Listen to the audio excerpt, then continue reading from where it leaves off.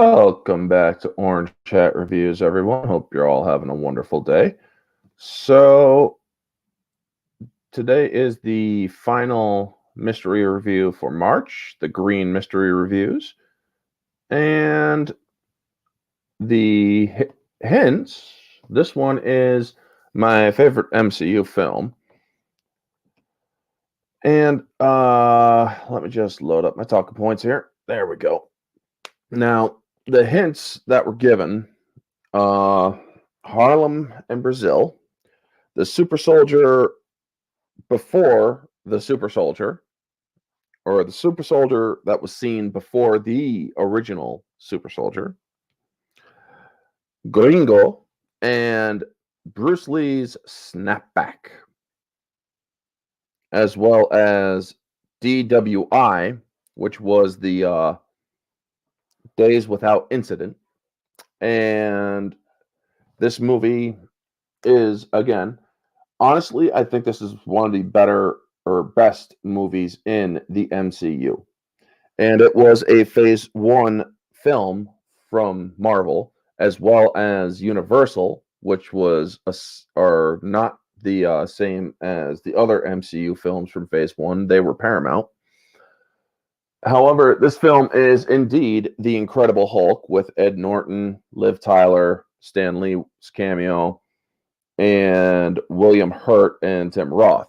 This movie is so underrated. Yes, it didn't do as good as every other film. It's one of the lowest rating box office wise.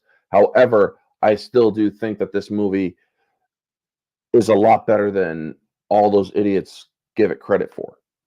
So before I go any further, I want to say hi to the chat. Vanja, good to see you. Neozoic, good to see you.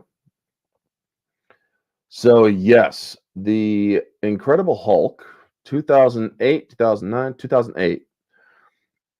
Oh, excuse me. Kicked off with Iron Man, the MCU did, and The Incredible Hulk. The Incredible Hulk, directed by Louis Leterrier, stars Ed Norton, Liv Tyler, William Hurt, Tim Roth, cameo by Lou Ferrigno, the original Beast in the Green. And again, my favorite MCU film. As I grew up with Lou Ferrigno's Incredible Hulk, while Ang Lee's Hulk got bigger and stronger, I like how this one only got stronger instead of superhumanly fucking Ant-Man size, you know? It was absolutely ridiculous. So this film was great from start to finish. Now, the film starts with the Craig Armstrong score. Folks, if ever there was a mad science score, this was, or this score from Craig Armstrong, and the theme of The Incredible Hulk was absolutely so well done. I mean, it really did give a like time sensitive kind of feeling, and one that also reeks of a monster that is just getting ready to do damage. I mean, if I could play it, I would. However, there is the risk of it getting copy struck. So I don't want that to happen, even though I am basically giving Marvel's and Universal and them all the frickin' props in the world. I absolutely love this film, but they would still come at me and say, you can't really do that because we don't want to give you any sort of positive feedback or whatever, or a positive clapback or whatever. Who knows? But anyway, Cannoli Sasquatch, good to see you. Orange Hat, did you think that Edward Norton should have stayed as Hulk instead of Mark Ruffalo? Yes, I do, because Mark Ruffalo is an insane idiot, and honestly, they changed it to Mark Ruffalo because Ed Norton was not. They felt, or their official reasoning was, they felt that this wasn't a role that he is used to doing and whatnot.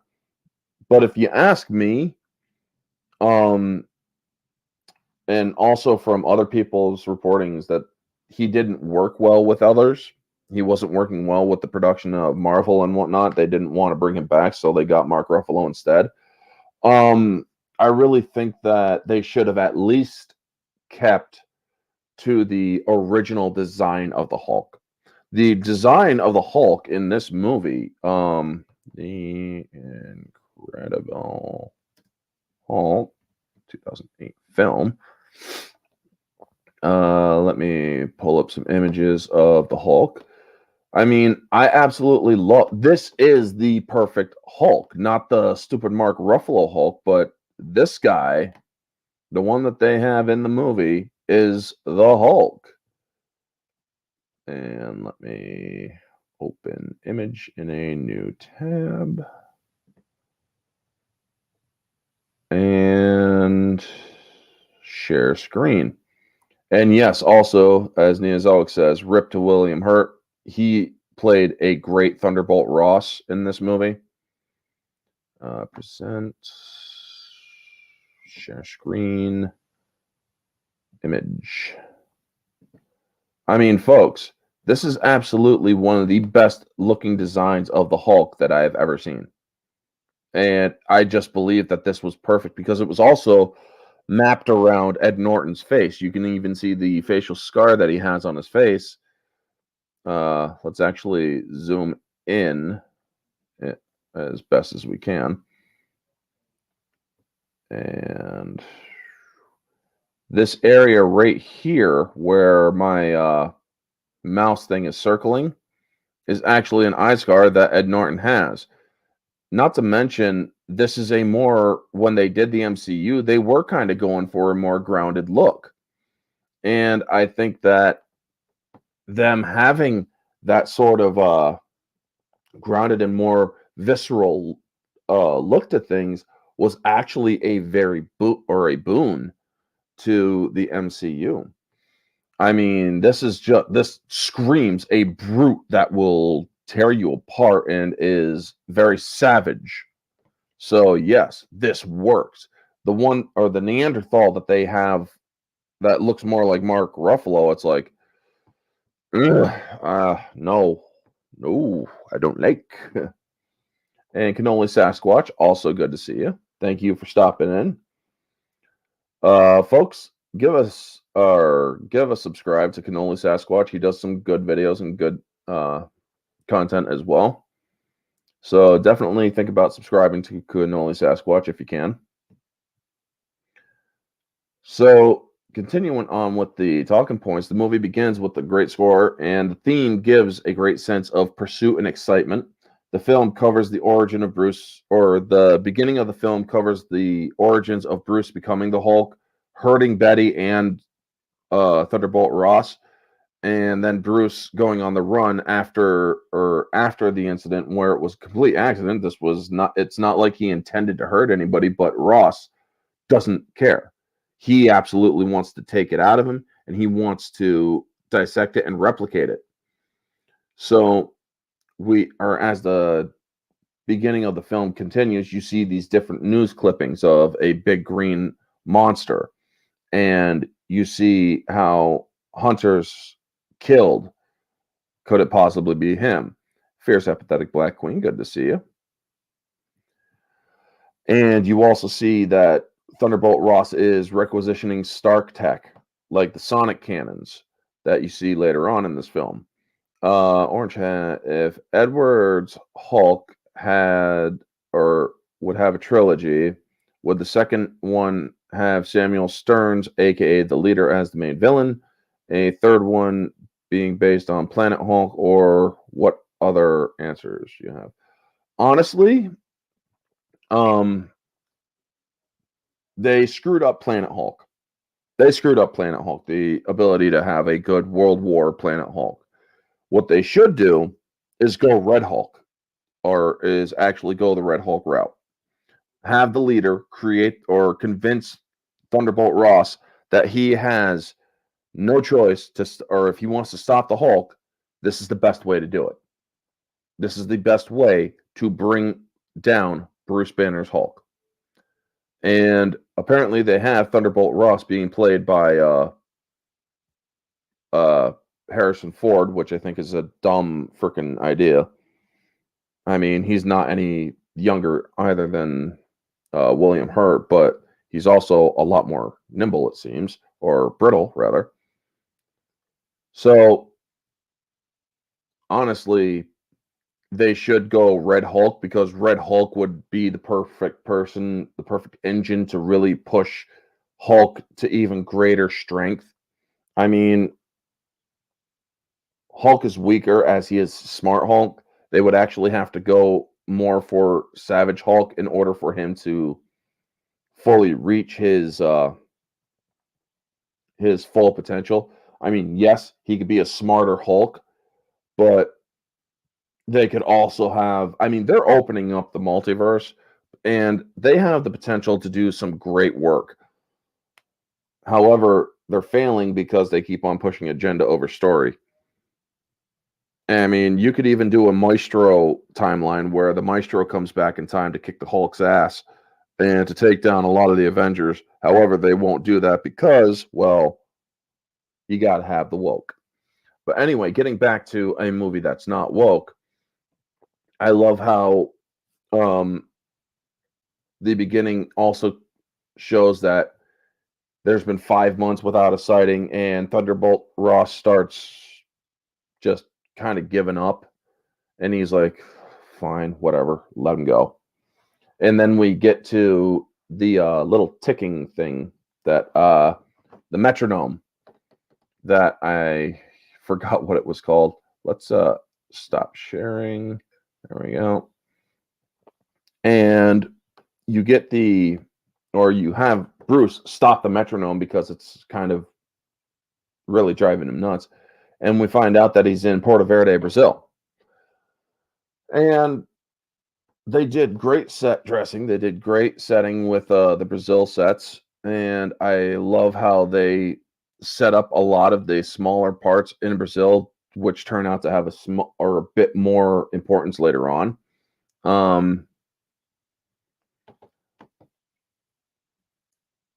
The or let's see here. Back to the talking points. The brief cameo of Bill Bixby when he's watching TV trying to learn Portuguese. Bill Bixby played Bruce or to where Lou Ferrigno played the Hulk in the original TV show. So having or seeing Bill Bixby back in, or even if it was because Bill Bixby is no longer among the living, seeing him even in some sort of cameo, uh, even if it's just something from his previous works, is really good to see, and I really did enjoy it. And then we get our also. Did you think they should have included Leonard Samson, hero alter ego Doc Samson, since Samson was in the movie or not? No. Having Leonard Samson's alter ego would not have been a good addition to this movie because this was phase one. They were starting or they were just introducing the main players. Samson, I believe, is the Sentinel, if I'm remembering correctly. So having him introduced as the Sentinel would not have made a good introduction because you would be tipping your hands way too much. You would also have to create a whole story for him. It just wouldn't make sense in an origin movie such as this. But good question, Neozoic. Ty Burrell playing Samson was was good casting as well. So,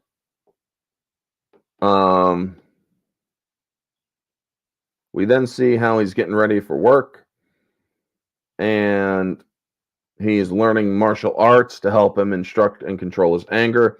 The stomach movements of this guy is insane. Where he is like, you got to control your diaphragm, and then he's sucking in his gut. I cannot do it, nor can I even attempt it. Plus, I got kidney stones, which would probably aggravate if I did. Sorry, but it's like I'm like, was that digital? And if you watch with the audio commentary, no, you learn it's not digital. It's the guy actually doing that. And I'm like,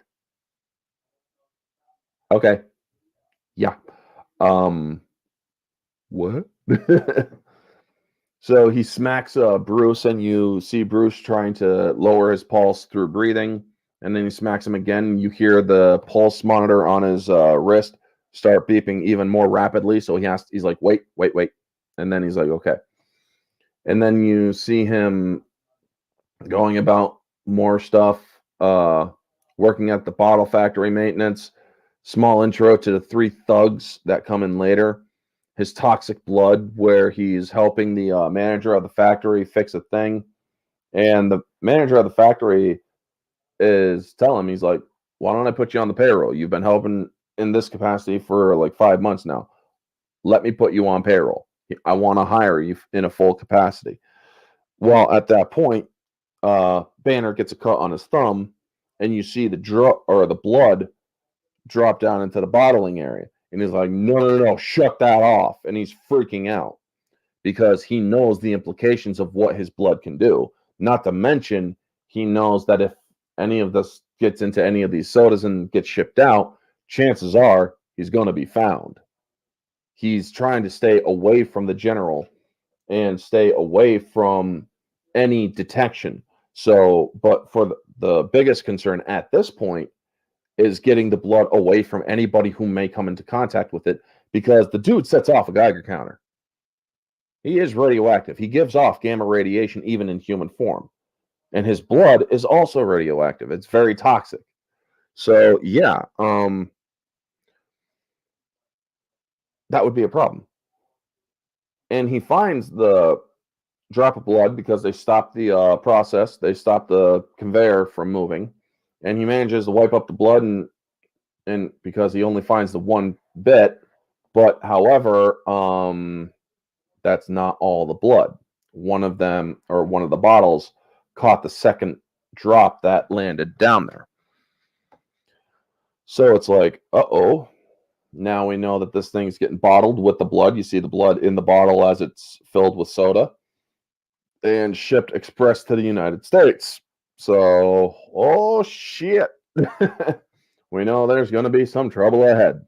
I mean, this film does such a great job in setting up and showing the problem that is going to, or you just know what's going to happen. Ross has been searching for the Hulk. And if this thing shows up in the US, chances are it's going to cross Ross's desk that somebody got gamma sickness. So,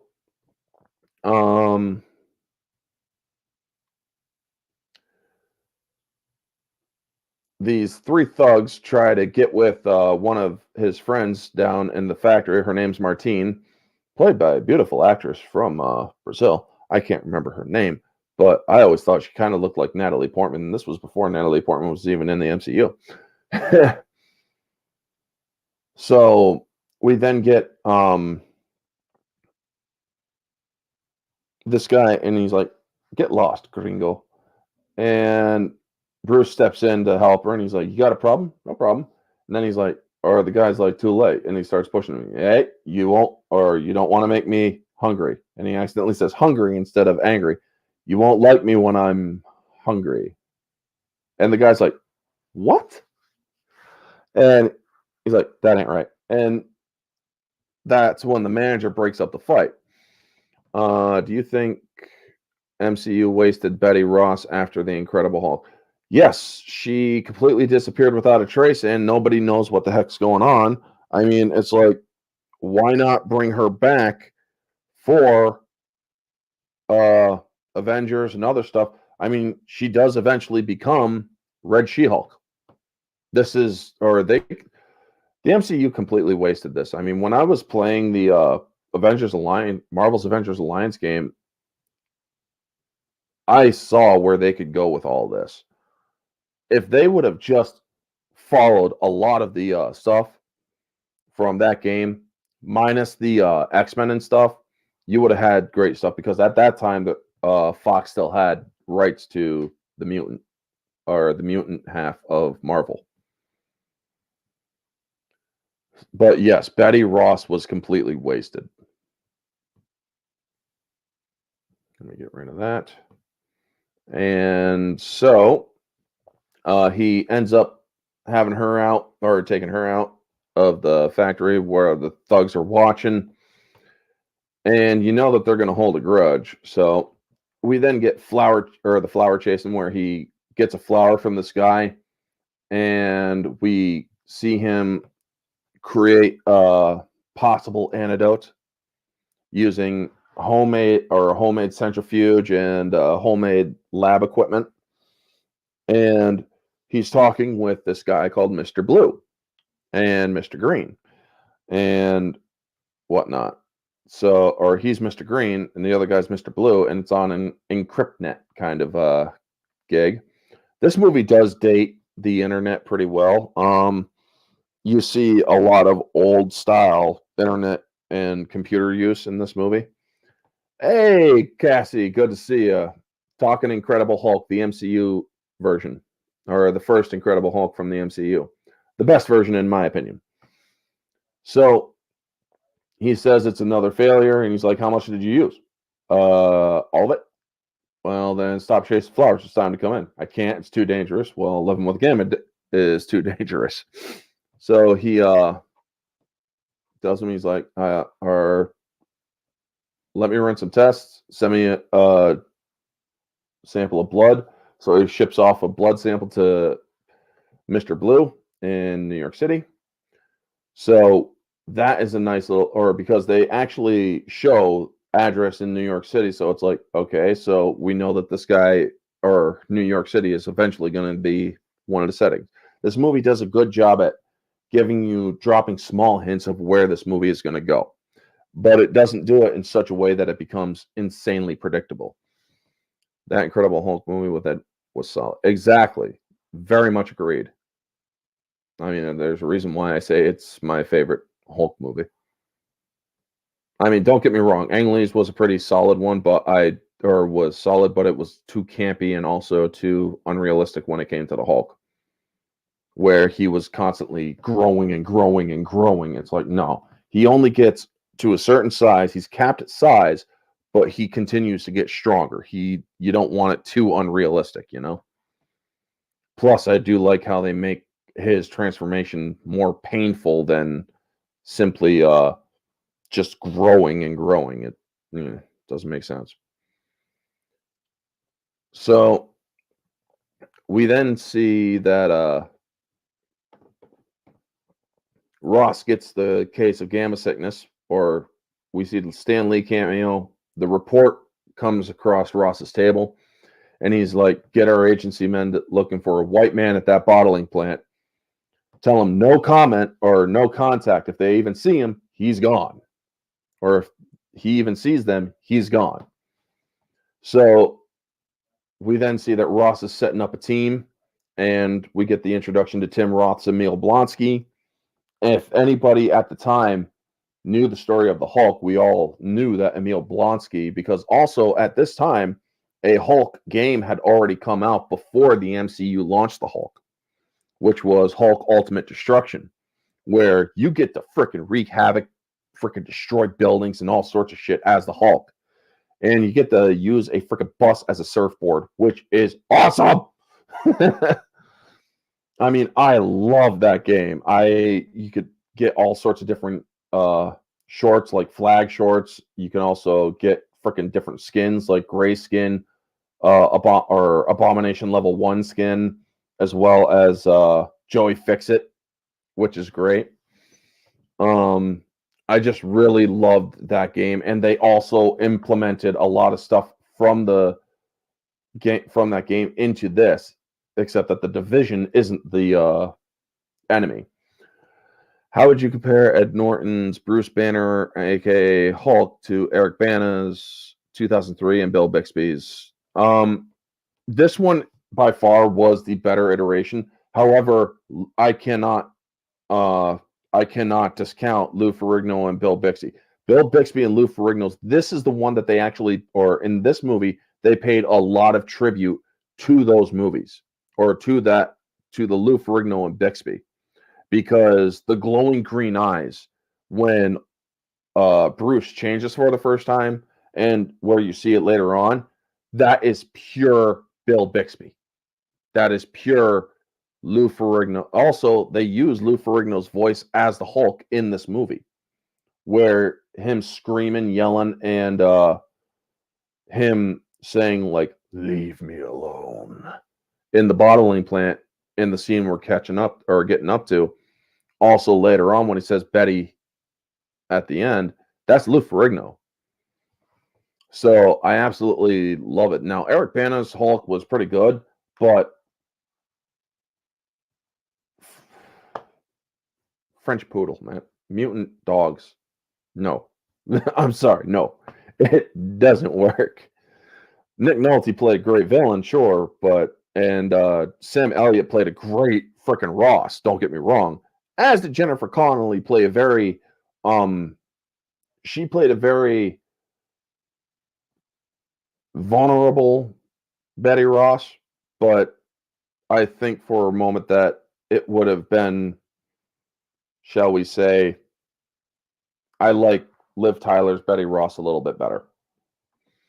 Opinions on Emil Blonsky, Abomination Origin Change, and the redesign for the movie. They did a lot of different redesigns for movies going forward.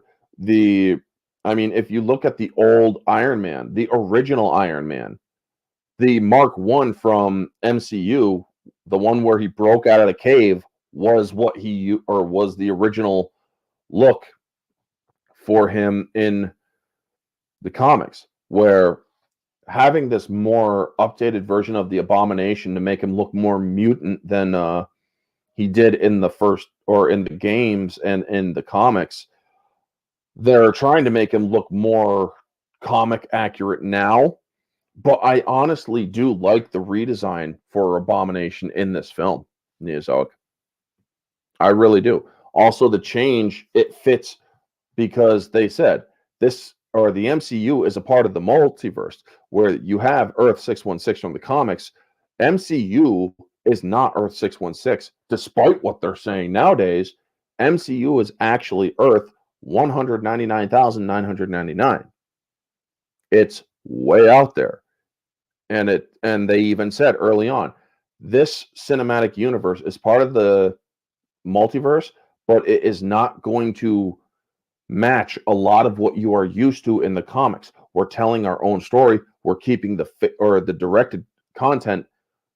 We're keeping a lot of the pure content pure, but we are going to change a few things up. Like, for instance, Ant-Man not creating Ultron because Ant-Man hadn't been introduced yet. So they need somebody to create Ultron, and they couldn't make mutants, so they made enhanced individuals. So yes, it's understandable why they would go in certain ways with certain decisions because they were having rights issue problems with Fox because Fox was doing the best that they could holding on to Marvel's mutant line. So I understand why they had to do what they did, but they also did, in some ways, understandable changes that actually, for a cinematic universe, were pretty good. Some of the purists, obviously, are going to get pissed off, but you know what? I don't mind. I thought that they did a pretty good job. They wanted to tell it in a story that works in today's art. Freaking going out and testing a gamma bomb in the middle of the desert and having Hulk save somebody. That's all well and good. Yeah, you could possibly do it, but you're having a shock wave of energy that wouldn't have changed him. It would have fucking destroyed him. So having a science experiment instead, turning him into the Hulk in this, works better because it's directly beamed into him, and he's still, instead of being like a mongoloid kind of big old Hulk, he actually is more of a linebacker body build. So I appreciate the comics and whatnot. Don't get me wrong, Neozoic, but I do think that they did some decent changes that work for a cinematic medium. So now, the Stan Lee cameo where he drinks the soda and immediately he's like, "Whoa!" and then drops the bottle. I think that his reaction does a great job in showing just how toxic Bruce's blood is. I mean, folks, this is basically what it is. Wow. That quick. It is literally that quick because that's how toxic Bruce Banner's blood is. That is how radioactive Bruce Banner's blood is. Now, don't get me wrong, Stan Lee's character actually survived because we do know that Stan Lee is the emissary or is the spy for the Watcher from Guardians of the Galaxy 2. You see how he's talking about certain things about his time on Earth and across the universe. So yeah, all those roles that Stan Lee does throughout the MCU, he's relaying to the Watchers in Guardians of the Galaxy 2. He's telling all the different cameos and whatnot, which was pretty nice. So Tim Roth's character, Emil Blonsky, they're on the plane to Brazil and they're giving him orders, and he's like, is he a fighter? And you get the implications. He's like, the man we're chasing is a wanted fugitive who stole military secrets. He's also implicated in the deaths of 2 scientists, a military officer, an Idaho state trooper, and possibly 2 Canadian hunters. So don't wait to see if he is a fighter. You trank him and bring him back. Ross is on the hunt. He's now reinvigorated. He wants to get Banner. He wants the Hulk out of him. He wants his glory. And William Hurt, playing this role as an obsessed Ross, does so freaking great. William Hurt is a great actor. He deserves all the chops he can get. And him playing General Ross in the MCU, you're never going to get a better Ross. Not in the comics, not in the games. William Hurt is the definitive Thunderbolt Ross, in my opinion. And I'm not saying that just because he's dead. I'm saying that because that is exactly my opinion. It's not because I have watched a lot of different mediums of Ross. Sam Elliott did a good Ross. William Hurt did a better Ross. And I like Sam Elliott as an actor too. Don't get me wrong. He's a great actor. But definitely William Hurt is the best one. Now we see that Bruce's correspondence with Blue shows hope for a cure, but the data's not there. So it's like the data's in the U.S. And then we get the incursion of the military, the escape, and the pursuit, where blowing the door, when they're setting up the door to go in, when they blow the door, you see a piece, if you're paying close attention to Blonsky, you see a piece of shrapnel hit right here on Blonsky's, or on Tim Roth's face. That was not intended. That was actually, it's like, oh crap, man. But they used that shot anyway because that was the best shot that they had. Also, it shows that, hey, the actor's a champ. He worked through something that happened and whatnot. And then they found out, well, there was a decoy in the bed and the dog's barking. And you see Blonsky just with the dog. Doesn't shoot. He doesn't kill the dog. He tranks the dog. So it's like, okay, this dude is just, he's following orders and he's getting rid of, or this shows just how much of a dick he is. And Bruce runs across his friend Martine down in her apartment. She's getting dressed, and it's like, woo, you don't want to see some peeping Tom in there. But she helps him by staying quiet and lets him know that they're all gone. And then he runs, and she looks after him all dreamy. Yep, anyway. So Bruce Banner runs square into them because he's trying to get away from him and runs right into him. I'm like, yeah, not your smartest move there, Bob. But he does. He's like, he's like, and they realize the jig is up. He's like, okay, gotta run. Now the nice cuts and the way that he uses the favelas to get away from these guys is great because one guy just drops in or down from chasing after him.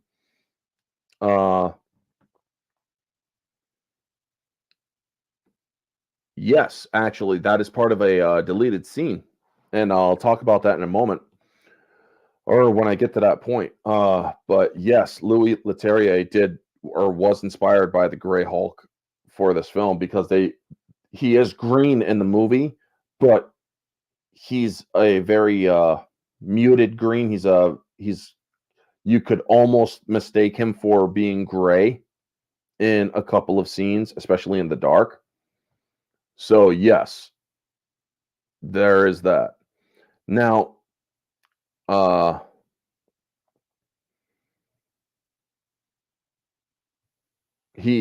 Bruce then runs into the thugs and they chase him into the bottling plant, and we could then get the bottling plant transformation. The military's in there; they're getting ready to take Bruce.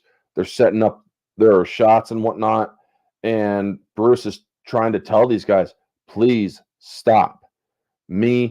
Or he's using what he can because he doesn't speak Portuguese very well. Me angry, very bad.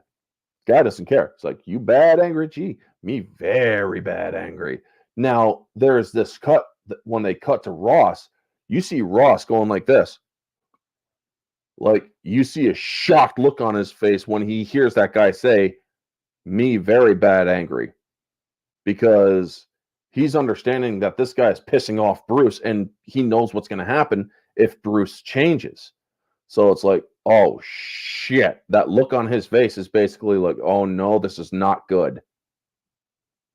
So then we get the transformation where his pulse goes above 200. There we go. And the growling effect of the Hulk when he starts changing and screaming, and you got the guy, or one of the guys is like, is anybody else seeing this? And nobody else has a clear view, and they're looking with their night vision. And then this dumbass freaking goes to kick him. He's like, will you shut up? And goes to kick, and Hulk grabs his leg and crushes the leg, pulls him into the shadows. It's like, what the fuck? And everybody's like, what? And then suddenly, boom, this dude is thrown, crashing through two windows from the office, and then smashes into a piece of equipment. And he somehow is miraculously still alive. The two punks see the Hulk standing up and start roaring, and they start running. And it's like, oh boy, here we go. Hulk's about to let loose. Now, I love it. It's like, we got a bogey here, please advise. And William Hurt in the scene, he's like, that is the target. Use every trank you have, do it now. Well, doesn't work. His skin is so dense that needles can't penetrate. You even shoot him with a 50 cal, it ain't penetrating his skin. Fact, according to Leterrier, Columbia University was originally going to be named Empire State University as reference to Peter Parker, Spider-Man, but was unable due to the rights from Sony. Exactly. Or I was aware of that as well, because he did want to eventually connect it to Spider-Man as well, but you can't. Certain rights. Universal was holding this, or holding rights to Hulk. Sony had rights to Spider-Man. Fox had rights to X-Men, and Marvel Studios had rights to everything else. The rights for the Marvel universe were so freaking divided that there was no possibility until Disney did the buyout that they would get all of their shit back. So the scene in the bottling plant is so great when when he's going after him, when they're all firing the tranks, he turns around, looks at him, starts wrecking shit, and that's when they say, go live, go live, go live, meaning live ammunition is for backup only. But it's like, these tranks aren't working, fuck this, go live rounds. And Blonsky plays this smart. This is a guy that is seeing how this engagement is going, and it's like, this isn't working here, folks. And we get the lovely moment of, leave me alone. because they threw a flashbang at him, and you see the outline of the size of the Hulk, and it's like, leave me alone. And you even see the disturbance of the smoke from his voice.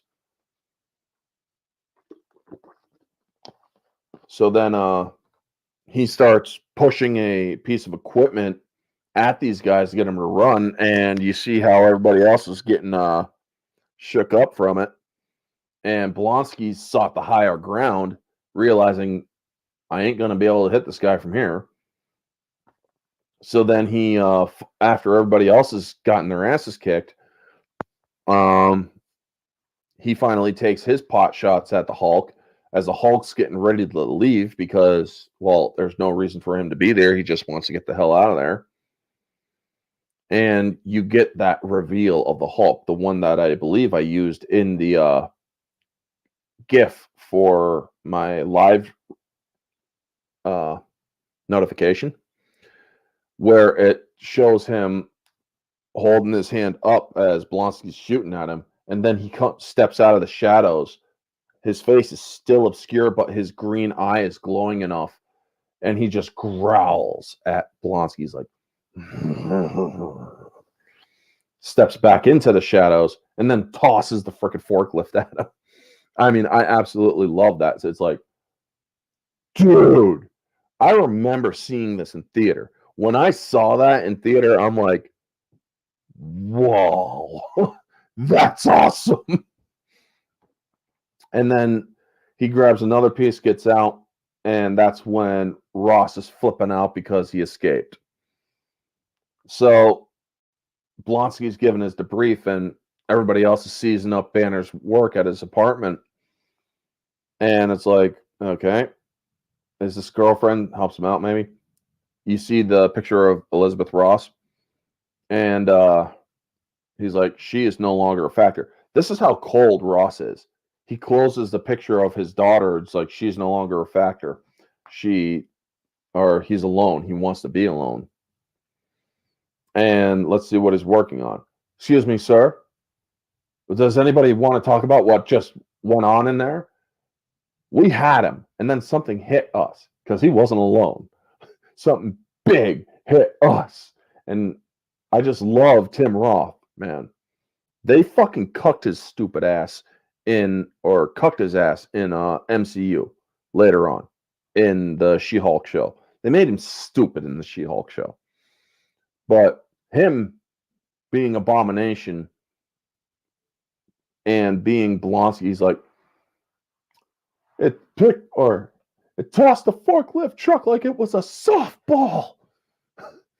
I mean, it was the most powerful thing I have ever seen. How you doing, Ruben? Good to see you.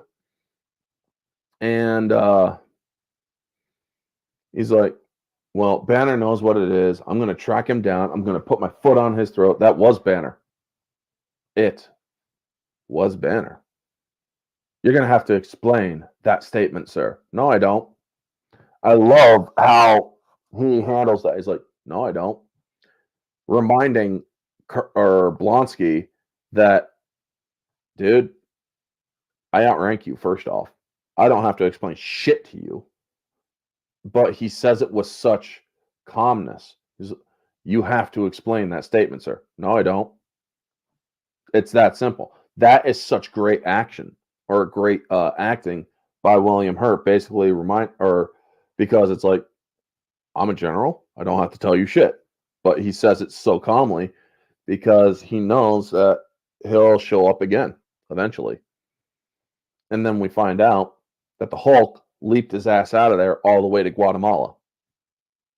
Because when he tries speaking Portuguese, the guy doesn't understand Portuguese. He's like, I don't speak Portuguese. Where am I? In Guatemala. I'm heading to the next town. So we find that also a nice little story element touch is that Bruce has PTSD moments of the Hulk's recollection after he gets some clothes and he's sleeping. We see a vehicle's lights go by, and it immediately intrudes on Bruce's dream where it's reminding him of Blonsky shooting at him. So he wakes up. So it's like, holy crap, he's able to derive some imagery out of the Hulk. Now, went back stateside, Blonsky's like, I've been sent on crap missions before where I've lost good men because we weren't told everything. And then I went on to the next one because that's a job. Yeah, that's what we do. But this is a whole new level of weird, and I don't feel inclined to step away from it. So if you're going after that thing again, you're gonna have a bunch of or you better let people know what they're walking into, because otherwise you're going to have a lot of professional tough guys pissing in their pants, sir. Now, there's the debrief when he gets walked into, or when there's that scene where he's about to tell him in the movie, in the theatrical cut, where he tells him about the super soldier program. Well, that opening part where he's sitting outside of an office, he was sitting outside of the black soldier's office that was helping Ross out, and he's given a description of the Hulk, and he's like, it was kind of green, maybe gray, but definitely green. That's to answer Neozoic's thing up here, where there was a deleted scene where he actually describes the Hulk as looking kind of gray instead of green. But then we get the extended scene of where he's talking with Blonsky about the super soldier program, and how in WW2 there was a super soldier program of biotech force enhancement. Yeah, super soldier. Yes, no oversimplification, but yes. Across the hall, they were trying to arm you better. We were trying to make you better. And he asks him, he's like, Blonsky, how old are you? 45? And he's like, 39. Takes a toll, doesn't it? Yes, it does. Now, if I could so get out of the trenches, you should be a colonel now with your record. No, I'm a fighter. I'll be one as long as I can. Now, if I had what I know now and put it in a body I had 10 years ago, that would be somebody I wouldn't want to fight. And he's like, I could probably arrange something like that. But also, when he's describing what Banner was doing for him, you understand that Ross let Banner do the test on himself. He's like, Banner was so sure of what he had that he tested it on himself, and something went very wrong. That's what you hear in the theatrical edition. In the deleted scene, you hear that he tested it on himself. I let him. And then something went very wrong. Or it went very right. As far as I'm concerned, that man's whole body is property of the U.S. Army.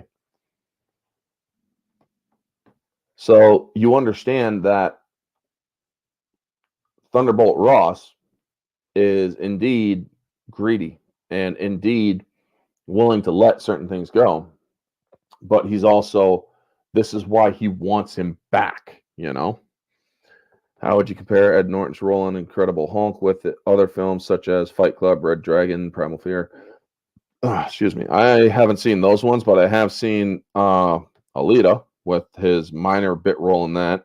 I have seen The Italian Job, where he was in that. Ed Norton is a good actor in his own right. I just believe that from what I hear, he's not easy to work with. But he does have great acting chops,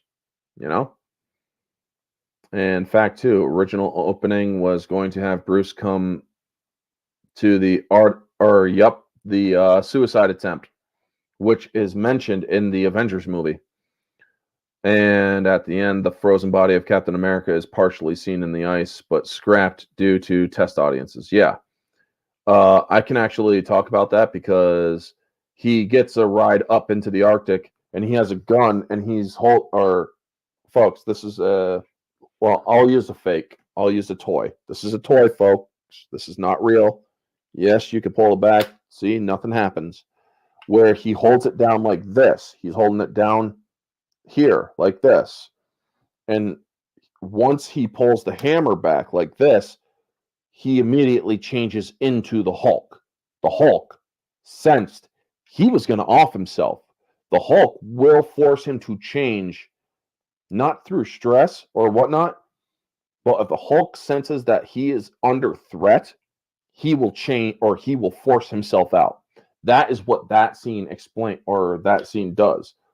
And then the Hulk is holding the gun in the hand, squeezes it, and it goes off in his hand because of the warmth of the Hulk and the radiation actually ignites the bullets to go off in the gun, even though the gun is broken up.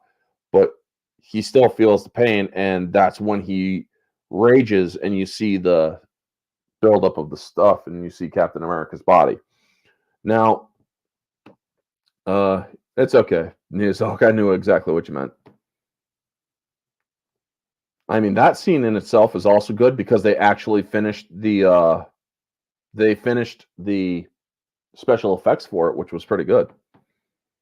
Because most test screenings do not give you a full account of or special effects being finished. The test screening for Godzilla King of the Monsters, they didn't have all the monsters kneeling before him. They showed a little bit of storyboards, and that was it for the ending scene to King of the Monsters. To give you guys an example. So,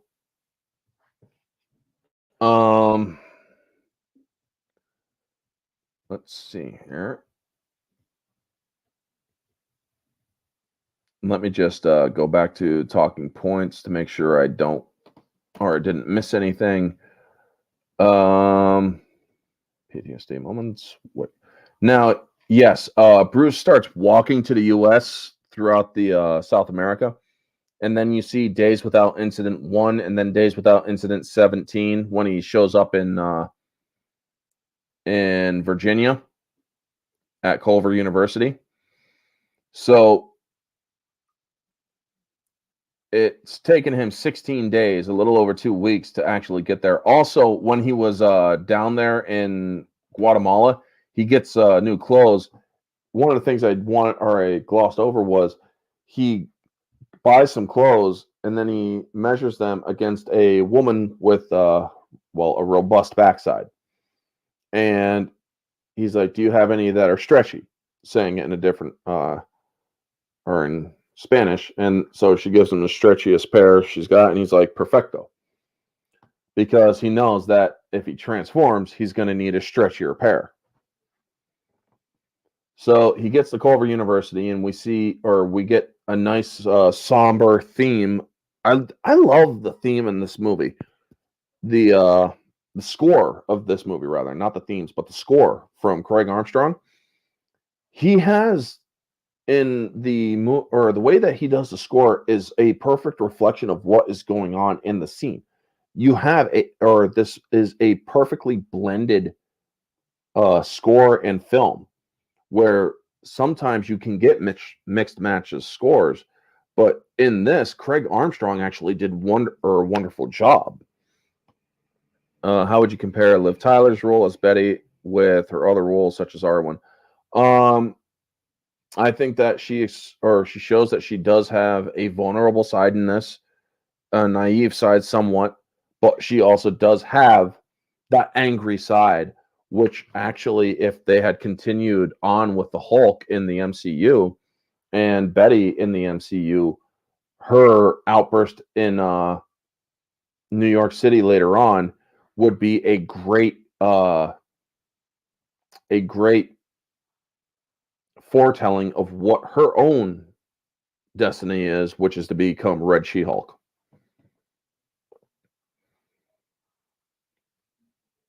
So, we then see that Blonsky gets a serum offer, and Dr. Ross, or we see Liv Tyler there, and I like the soft theme, as I was saying. And then we see this visiting Stan the Pizza Man and getting help infiltrating the lab, which is guarded by none other than Lou Ferrigno, who gets a free freaking medium pizza. He's like, "I don't think there's anybody left up there." "Oh man, I gotta collect my money. If I don't, I'm gonna be fired." And he's like, "Look, I tell you what, you can have a medium on the house." And he's like, "Oh, you are the man. God bless you, partner." Now, I remember a while back, TMZ actually asked if Lou Ferrigno was deaf. They were in their little talking room during the TMZ talk show or whatever. And it's like, no, man, he's not deaf. He's freaking New York, or he's from New York. And he's like, what?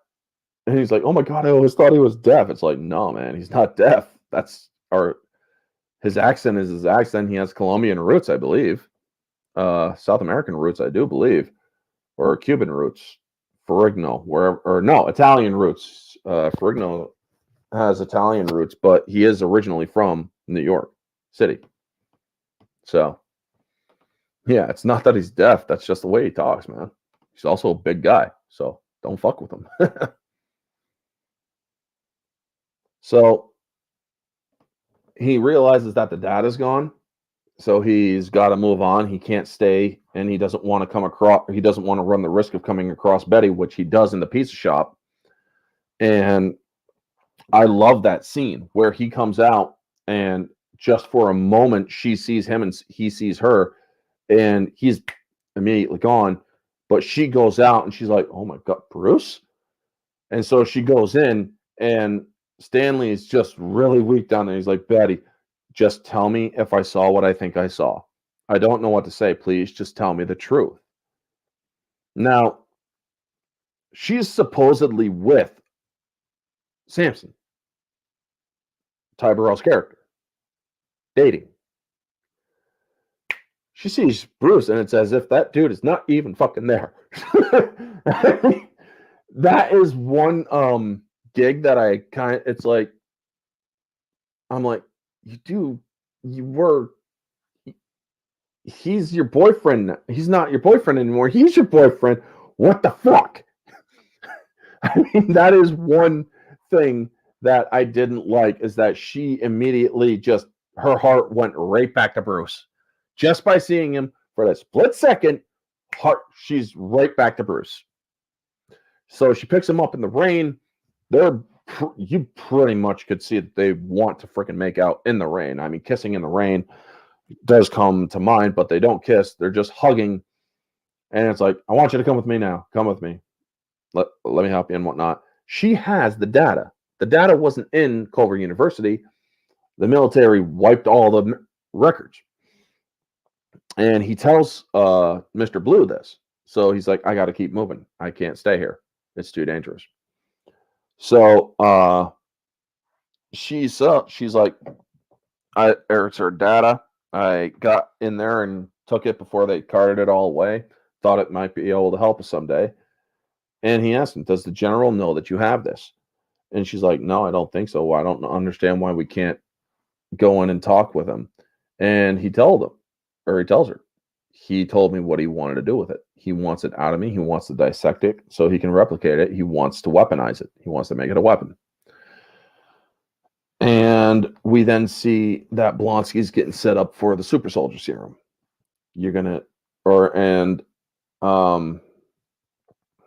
Ross is taking it out of cold storage and whatnot. And so he tells him, you're going to get a very low dose only. If there's any side effects, you're off team until you straighten out. Agreed. And so he's like, okay, we're going to give you a deep muscle, or 2 doses, one in the deep muscle, one in the bone marrow centers. The bone ones are going to hurt. Folks, when they say that the bone ones are going to hurt,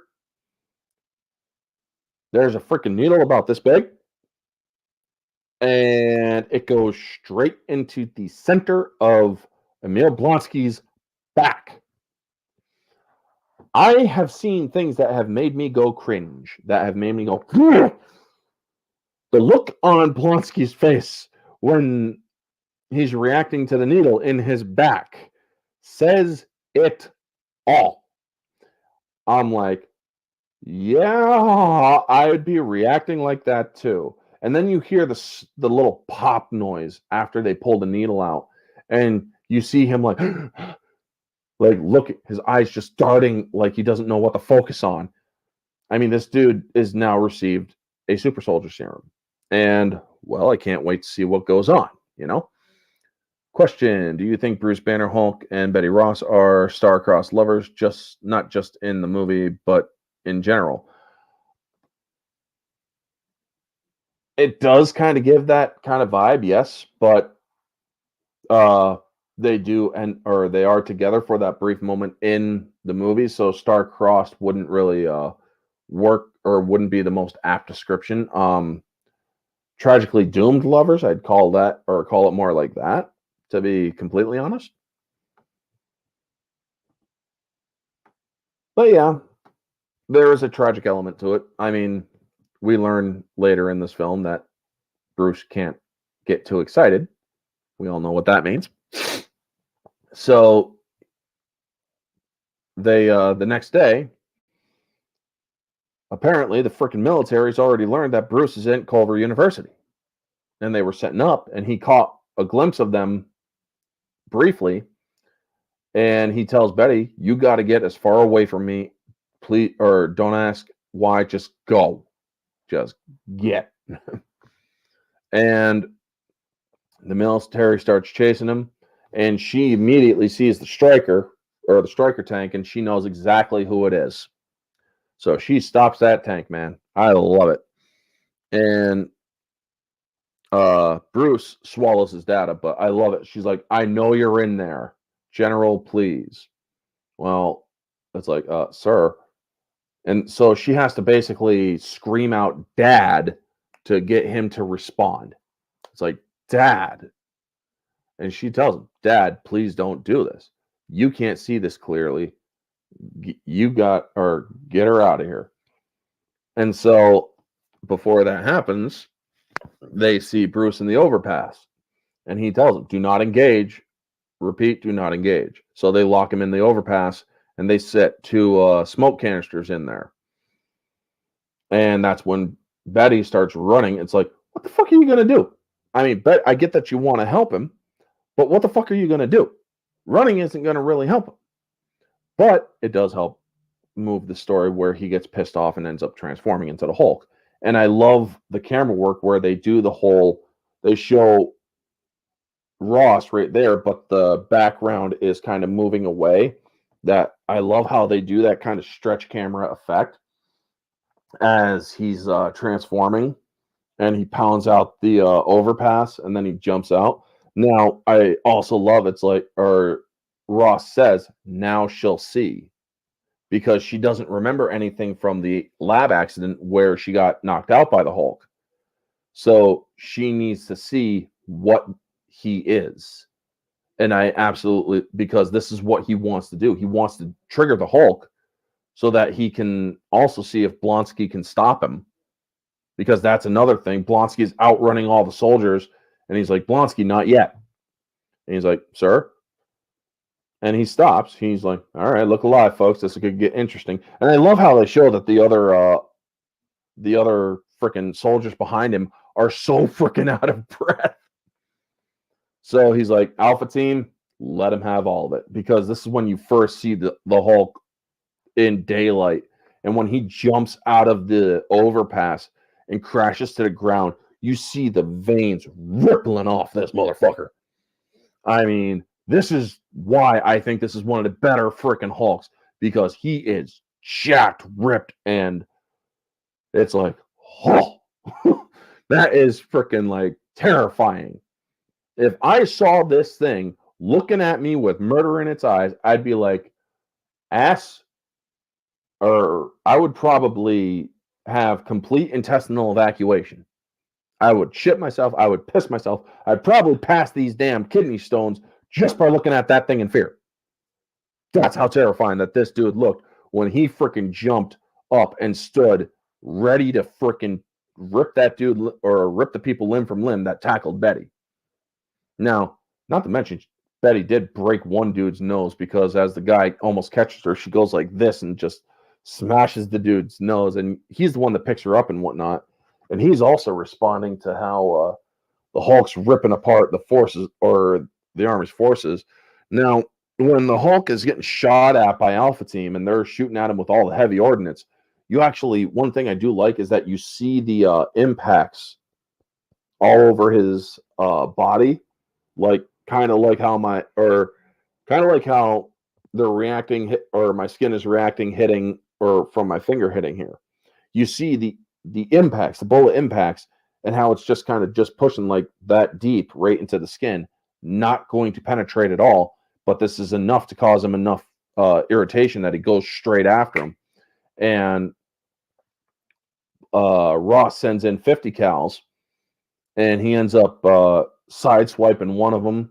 And if you watch the audio commentary, you see that, or you hear that Louis Leterrier, when designing the Hulk, he didn't want a bodybuilder body. He wanted a linebacker body, one that is all muscle from feet, legs, or calves, and all of it, not one that squeezes in by the hips. He wanted a full built body, or freaking linebacker that could really heft it out.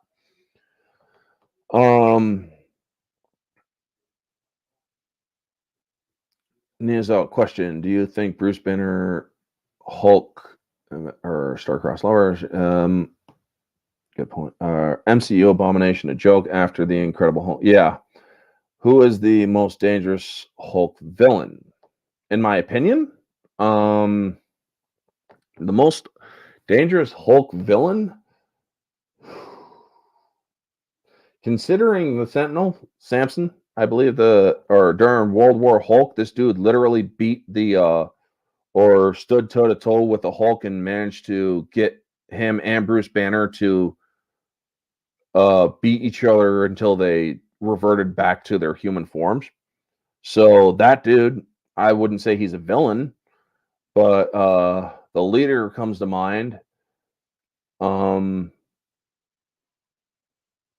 Red Hulk comes to mind as a good villain, because Red Hulk, when Hulk went up to him, Red Hulk's like, bitch, please. Boom. Frickin' just kicks his ass with very minimal effort. So yeah, they come to mind a little bit. But yeah, Red Hulk leader. Anybody who can challenge the Hulk's strength, even though there isn't anybody who can really challenge the Hulk's strength, I think pose a good threat. I mean, Wolverine could stand toe to toe with him, but eventually Wolverine would even lose. I do love the Wolverine versus Hulk cartoon where Deadpool's also in it. But yeah, I think that Red Hulk is is a very dangerous version of Hulk's villains. So we then see that the Hulk is tearing apart Ross's forces. So Blonsky he's like, Blonsky, now you're up. And he's like, cover me. He gets the grenade launcher and starts launching him. Now, one thing I do like about this Hulk is that he's using the sculpture, tears apart the sculpture, and uses it as two shields. And that shot where the Hulk didn't Sentry beat Hulk once, I do believe that he did. Also, A-Bomb is also a good. He's a good guy, but he's also Hulk, or he's of the Hulk family.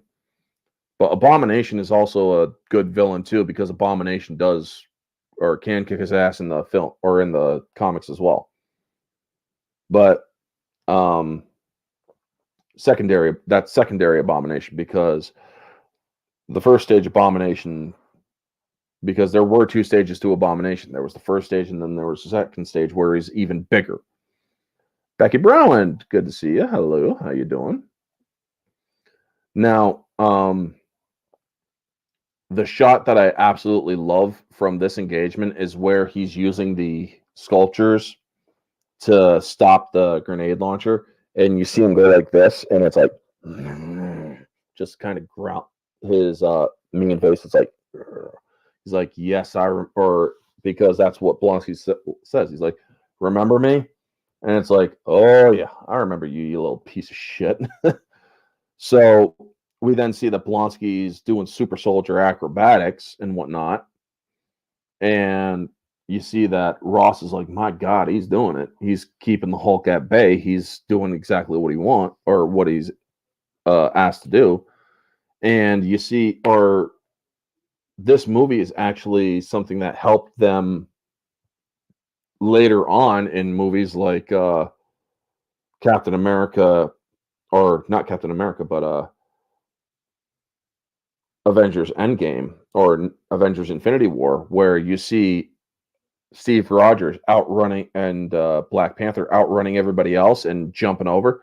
Well, the first person on screen that was to do all this was Tim Roth, Emil Blonsky, as or with the Super Soldier Serum. He's able to run really fast. Now, obviously, they had him on wires to make him look like he was running really fast. And the Stark Sonic cannons are brought in to slow the Hulk down, and it works. Now, one of the things I really do like about this scene, because Ross wants to bring the Hulk down. He wants to beat the Hulk with hardware. But he is also willing to use any method necessary to do it, including a super soldier.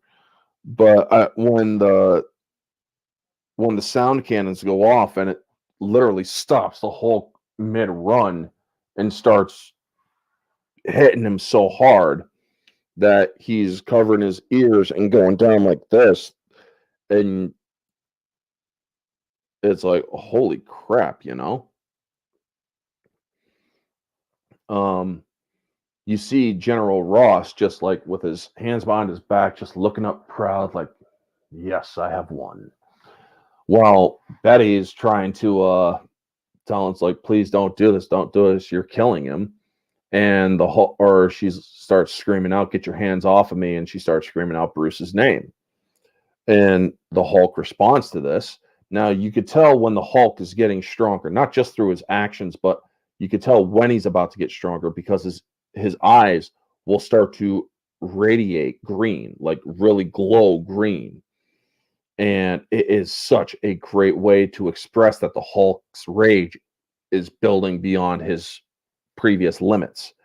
So when he's actually, or this scene where he's overpowering these sonic cannons. Now, folks, these sonic cannons will throw a human being clear out of the area. Him or the Hulk, or being able to stop the Hulk, is no easy feat. This would kill, or these sonic cannons will kill a human fairly effectively and quickly. Where him basically building his rage enough, grabbing the shields that he had from the sculpture, setting one down, getting up, using the other one to completely stop the sonic cannons. You hear the metal or the sonic pounding against the metal and creaking the metal. And then he manages to throw one of them, slicing or bisecting one truck, and then he jumps onto the other one, and it's like, oh shit. And Ross is like, where's the gunship? Fuck. It's basically like, God damn it, man, where's the gunship? And, well, Blonsky doesn't care. He grabs a M16, starts unloading at the Hulk, and the Hulk's just using the gun or just using the thing as a shield. He's like, is that it? And the Hulk's kind of he's like, just leave me alone, man. Or he's just giving that kind of look like, would you just leave me alone? And Ross is saying, Blonsky, pull back. Is that all you got? He's like, is that all you got? And this pisses the Hulk off. I love that. It's like, the Hulk's like, and just kicks him right into a tree. Now, the way that he flies, smashes into that tree, I'm like, how did his skin stop his bones from just ripping out of his flesh from the impact against that tree, man? Holy crap. When he flies into that tree and just slumps dead, it's like, oh shit. He literally, I mean, the kick alone should have freaking launched Blonsky's skeleton out from his back with the force that the Hulk kicked him. I mean, it's like, fuck you. It's like that all you just kicks him. I mean, that is one of the funniest moments in the entire movie. Don't get me wrong, folks. This movie is not perfect by any moment or by any measure, and I'll get to why when we get to those moments. But man, when he kicks Blonsky, I couldn't help but laugh when he smashes into that fucking tree. Abomination is one of the few villains that survived in their debut, since other villains die in their debut. Yes, that is very true. That is very true, because he was meant to come back at a greater capacity than what the MCU did to him. Instead, he was supposed to come back in an earlier capacity as another villain, but unfortunately, they didn't get to do that, which was retarded because, well, we all know that Marvel is retarded right now. But yes, the gunship comes in and Betty has walked in. You finally see Leonard Samson, Ty Burrell, and it's like, where the fuck have you been? How the hell did the military even know he was there? Well, it turns out that it is revealed later that this dude ratted Bruce out. I don't know how he learned that Bruce was there, but it's like, oh, well, yeah, Stan would have talked to him. So yeah, there you go. So she goes up to him, and the Hulk is looking down at her, and she realizes this is Bruce. She's like, Bruce? And the Hulk is actually starting to calm down. But the gunship just got target lock. And you also see Thunderbolt Ross telling everybody to fall back, find cover, fire, god damn it. And then he realizes that she's in the line of fire, and as a panicking father, he's like, stop fire, or he screams out, stop firing. Well, too late, dude. But the Hulk is protecting her from the minigun on the chopper until it then throws the shield back at the helicopter, causing it to crash, which is a rolling fireball of death at the Hulk. And so he grabs her again and shields her from the onslaught of heat and force that's smashing against him, but it's enough to get her to pass out. Now, Thunderbolt Ross I love the horrifying, or the way that William Hurt plays this, the panic, the absolute terror. It's like, did I just kill my own child? Where he's screaming out, no. I mean, you see that he is absolutely terrified that he may have accidentally killed his own child. And then we see the rain start calming the fire, and we see that she has indeed survived, and the Hulk is holding her and looks at Thunderbolt Ross and gives that growl, and his eyes glow again. So he's just pushed beyond those limits too. So it's like, dude, look what you fucking did. I'm getting her away from you. You're a danger to her. You're a danger to me. We're both leaving. And you see that Ross, when he is looking at him. Now, I think it's mainly in real life. It was because William Hurt was cold in the rain, but he's shaking. You see William Hurt's Ross shaking when the Hulk growls at him. Like the Hulk is saying, look what you did. And he's shaking as he's standing there. He's shaking with the surprised look on his face. And then the Hulk's exit there, where he just steps back and then turns out, is pretty good. So up in the cave, or let me make sure I'm in the same or right areas in order. Sorry. Let's see here.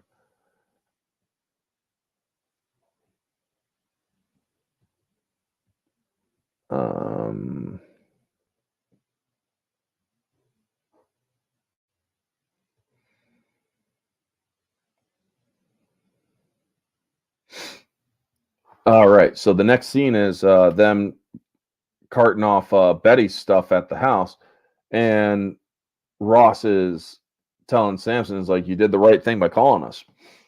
And he's like, I need to know where they're going. She'll be in incredible danger as long as she's with him. From who? He protected her. You almost killed her. And I love it. It's like, I give you my word, her safety is my main concern at this point. You know, it's a point of professional pride with me that I can always tell when people are lying, and you are. I don't know where they're going. I don't know. She'll help him if he can. Well, then she's a fugitive, and I can't help even or either one of them. He tries throwing it right back in his face, and he's like, "I always wondered why she never talked about you. Now I know." Dad moment. Where does she find these guys? It's like, well, dude, actually, maybe he has a point. You're kind of an asshole. Her life didn't really mean much to you. I mean, you put her in that much danger. So up in the mountains, where in the cave, out of the rain, how would you rank the MCU Phase One films from worst to best? Thor is the first, or is the best. Um, Hulk is the second best. Iron Man or Captain America, and then Iron Man.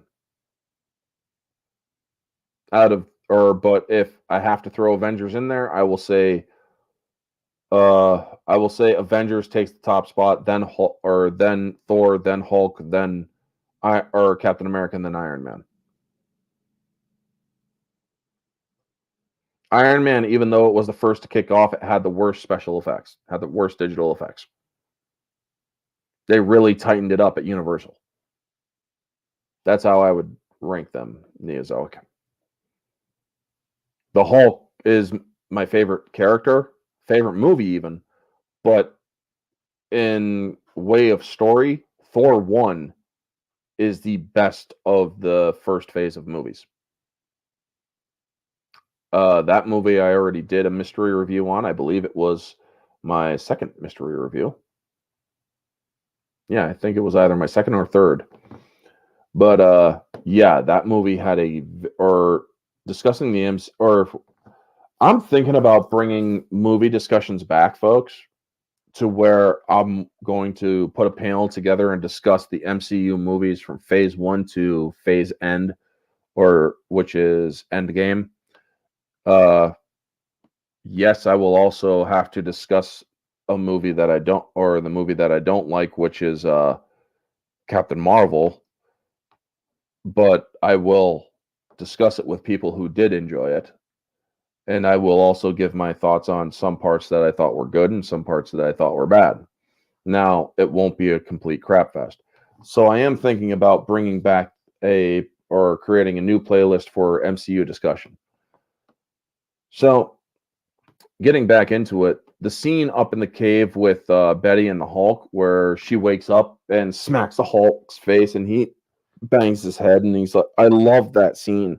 It's a tender scene, but I also like the Hulk's expression. He's like, damn, man, that freaking hurt. This is really what I get for saving you, dumbass.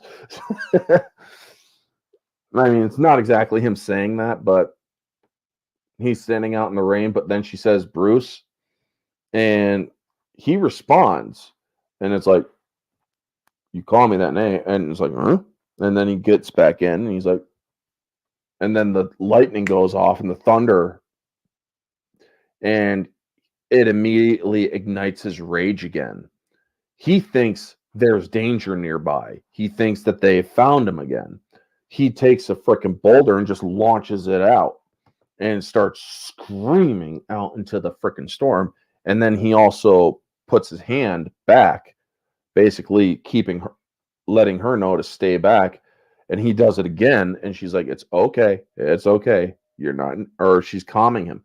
This is such a great moment because the Hulk is still out. Usually when he's calming down, he starts reverting back almost instantly. Where in this case, I love in this movie, that's not the case. The Hulk has a cool off period. Then he would revert. The Hulk actually has to basically be completely freaking calm or not scared, because when he's in that cave and the rain and or you see another roll of thunder, he's like, huh? And she's comforting him again that it's nothing, or it's just the rain, it's not going to hurt him. You could see that he's slightly worried. This is such great acting. And also, the special effects are so good that it looks like he's literally really in that scene, a huge freaking Hulk, not a digital creation. So yes, this movie does a very good job with that. So moving on to the next scene, uh, or before we get there, a lot of people think that the Hulk is a mindless brute when it's actually quite mindful and intelligent to a certain point. He can be guided, he can be aimed, and he can learn and recognize, but he is still raw anger and power, and he understands that Betty is not a threat, and deep down understands she won't hurt him. Is one of the notes that I actually put down. So Blonsky is messed up from his engagement with the Hulk, and I love it. Or I love Ross is like, will he ever walk again? Right now, most of the bones in his body look like crushed gravel. And it looks like I'm getting a low internet. Am I coming in clearly, folks? Has the audio skipped at all? Just let me know, because it seems that the internet's kind of giving me crap right now. Okay, it looks like it's back up right now as of an hour 26 in. So moving on, Blonsky starts waking up in the hospital. He's all covered in cast. Jesus Christ, again? Really? Connection is unstable. If you're on Wi-Fi, try plugging it in your router or moving closer to it. As close as I can get to the router without being in the freaking room. Let me turn my Wi-Fi off on my phone. That should help. So, how about a DC discussion? If I do a DC discussion, I would do only the Zack Snyder trilogy. I do not like the other movies outside of the Zack Snyder trilogy. That's how I would do it. It's my channel. On my channel, I meant. So, moving on.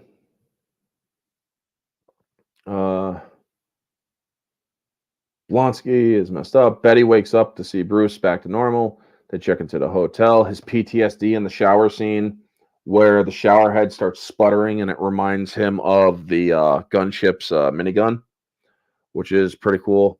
Him or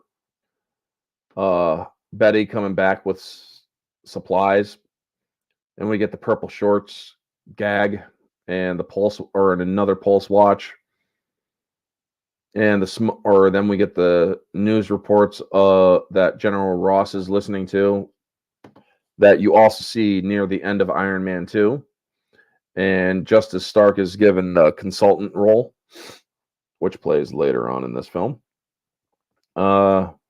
We get the small passion scene with Betty and Bruce. And I absolutely love this. They want it. They really do. He's like, and you know that if he was able, he'd tap that. However, his pulse is going off, and he realizes he has to stop. And the perfect way that they timed it is like, I can't get too excited. When the pulse thing finally gets to a nominal rate, not even a little excited. And he stops, and she's like, it's okay. It's okay. It's like, fuck, dude. To be able to be the Hulk and not be able to have sexual relations, that's a curse, folks. That's a curse. I'll frickin' say it right now. That would be a curse. I would, as much as I love the Hulk, I could never be the Hulk. Let's just say that. I mean, if you're having a passionate moment with your woman, and then suddenly your frickin' pulse spikes and you split the woman in half. Just saying. That's how it is. I mean, that's sadly how it would go down.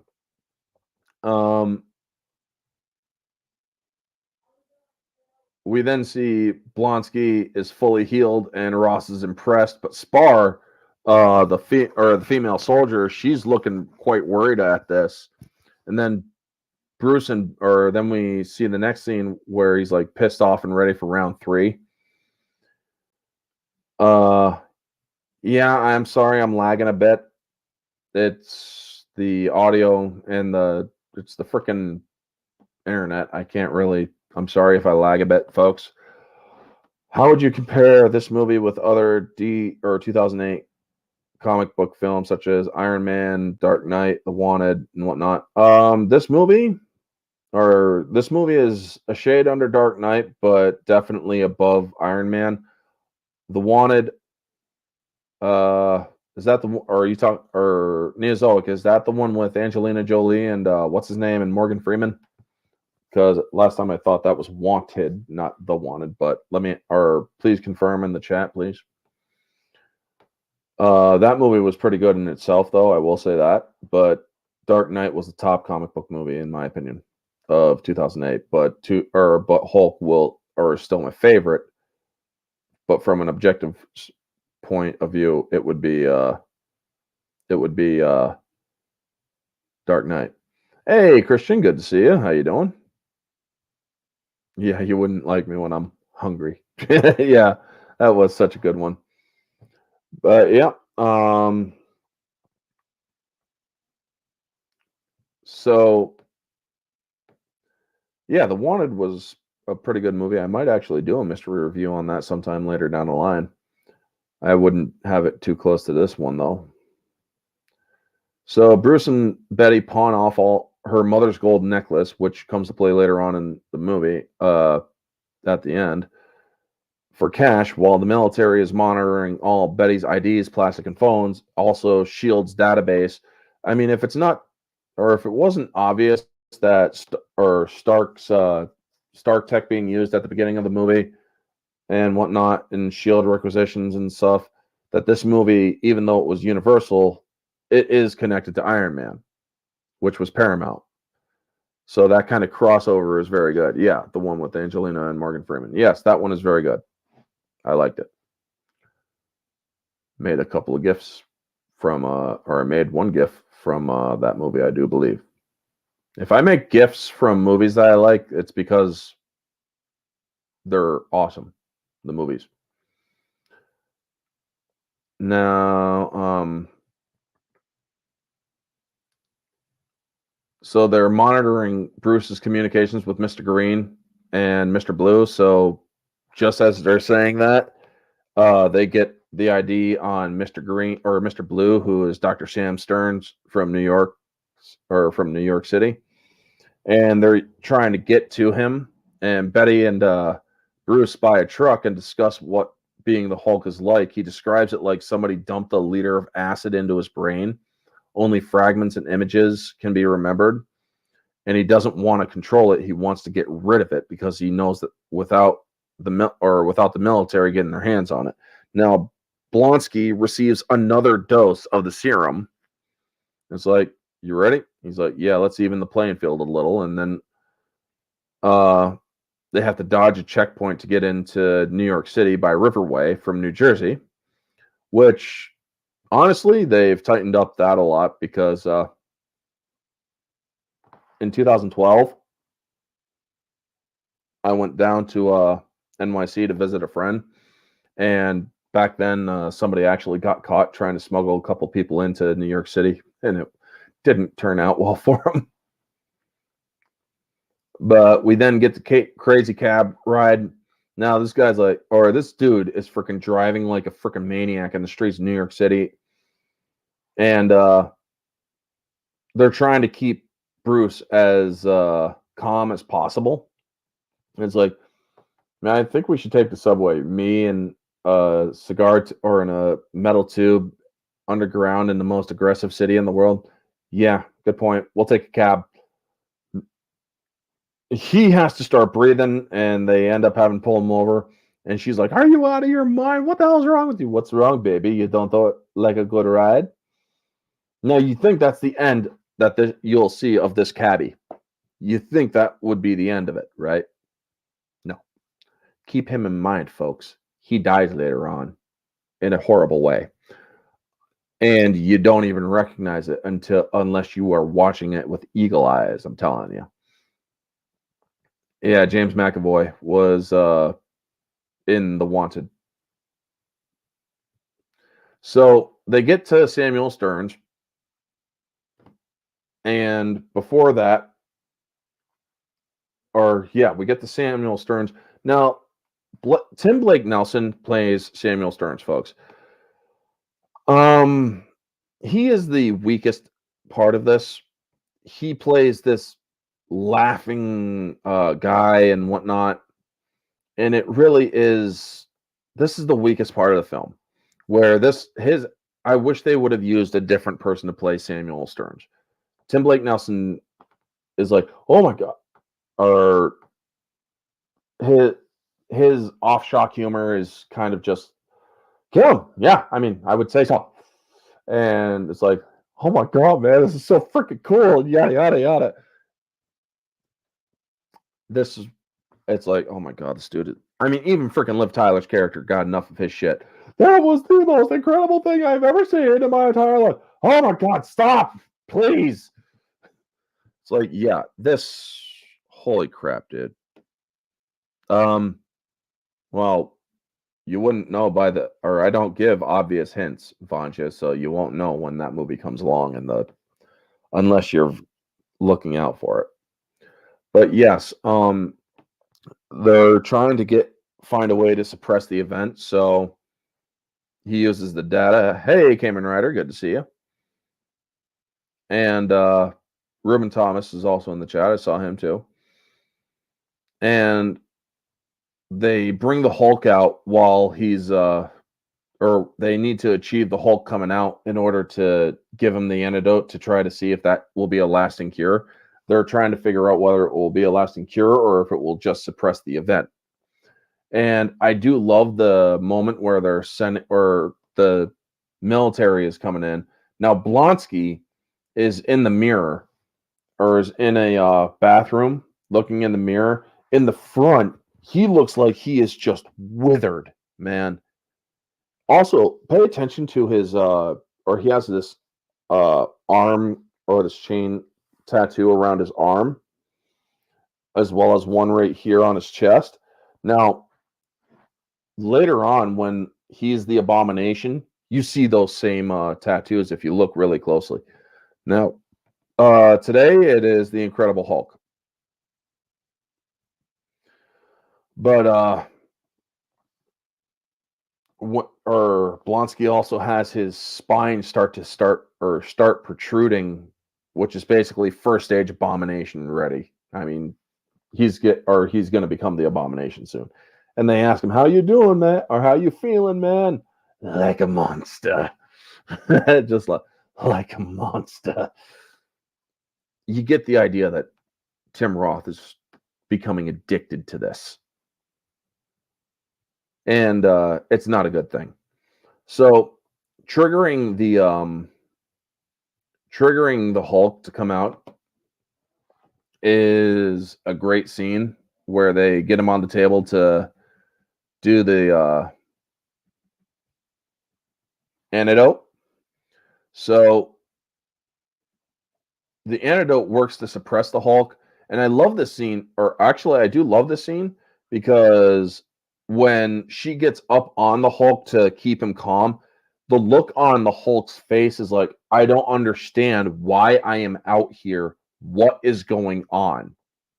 You see fear in the Hulk's eye, or in the Hulk's facial expressions, when he's looking up at Betty and he's tied down and she's trying to comfort him. He doesn't understand. You get that feeling that the Hulk is afraid at this moment. But when the antidote kicks in, he's like, ugh!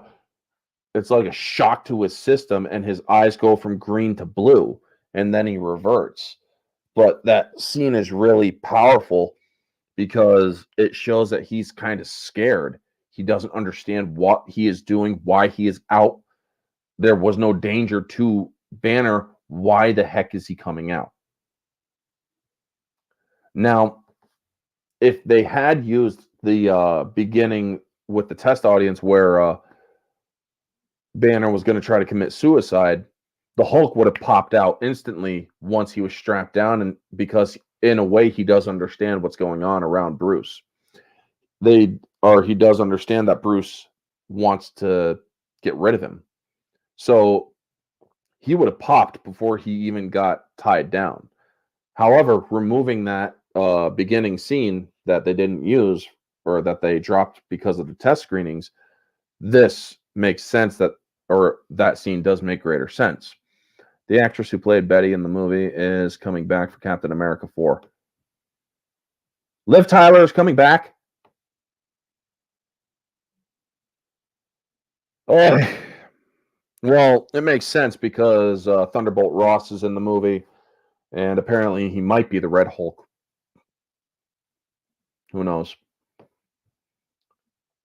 But if he is, or if she's coming back, well, they seriously missed opportunities to turn her into the Red She-Hulk. I mean, the MCU could have gone in so many great directions, but they didn't. Now, after regressing, we get the more cringe performances, and we learn that Stearns has been freaking harvesting or concentrated blood of Bruce Banner, where he cloned his blood and has been working on it and whatnot. He wants to use it for cures and disease or killing diseases and whatnot. And Bruce is like, we need to destroy this thing right now. They don't want to destroy it. They want to make it a weapon. And Blonsky realized, or upon hearing that the snipers don't have a shot, he ends up going on in there and tosses Betty across the room. And after Bruce got tranked, Bruce sees him. And he's like, "Get out!" And the way that he's worked, or the way that Tim Roth plays this,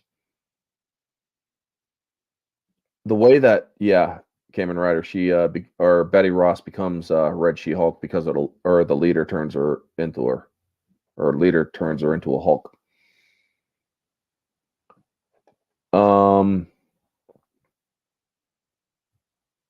But yeah, the way that Tim Roth is acting in these scenes as Blonsky, where he wants the challenge, but he also wants more of what the Hulk was. Where he's like, "Where is it? Give it to me! Give it to me!" And he's slapping Bruce, but Bruce is too tranked to really respond, so he knocks him out. Then he tells what's his name? He's like, "Gosh, she's an annoying bitch. What you got out of Banner? I want that." The way that he's holding the gun on him, the way his face, the way he's acting, he's like, "You see what he becomes, right? Yeah, make me that. Make me that. Need that. Make me that." And he's like, "You look like you already got something else." "Yeah, but I want more. Want more? Want more? I need that. Make me that." It's, you get that kind of glazed over actions. Like he is just high and he needs his fix. He wants the source of his addiction. And so he gets turned into the Abomination while Ross is pedaling out or is riding out with Bruce and Betty. And well, we also, or after he becomes the Abomination and knocks Stearns aside, some of the blood leaks into a head wound on Stearns, and his head starts bulging, and he smiles, and that's the hint that he might become the leader someday. It's been